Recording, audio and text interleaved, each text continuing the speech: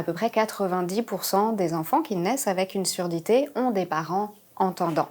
Et ça se peut aussi que 2 parents sourds aient des enfants entendants. Donc en gros, tout est possible, rien n'est sûr. C'est pour ça que ça va être important en fait de prévoir un dépistage de la surdité dès la naissance.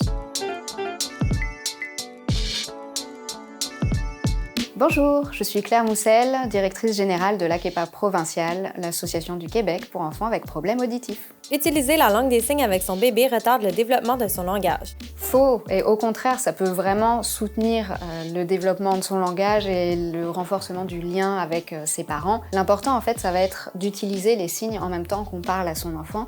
Puis lui, petit à petit, avec le développement de sa motricité, il va pouvoir utiliser les signes pour exprimer ses besoins.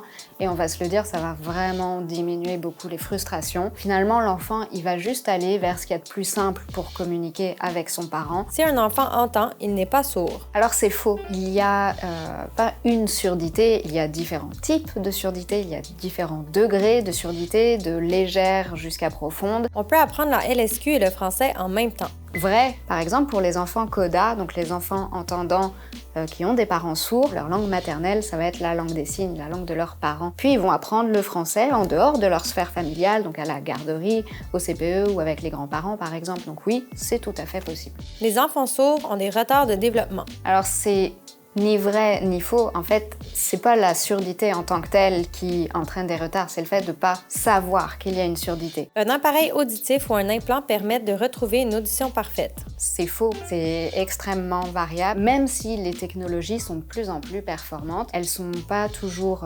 accessibles et en plus, elles amplifient tous les sons. Les bruits ambiants, quand on est dans des environnements bruyants au restaurant, dans les salles de classe, tout va être amplifié. Et en plus de ça, même si on entend mieux ou qu'on entend plus, ça ne veut pas dire qu'on comprend tout. On peut diagnostiquer la surdité dès la naissance. Vrai, et plus particulièrement, en fait, on commence le processus de dépistage à la naissance grâce au programme québécois de dépistage de la surdité chez les nouveau-nés, qui est offert gratuitement à tous les nouveau-nés au Québec dans les heures qui suivent la naissance.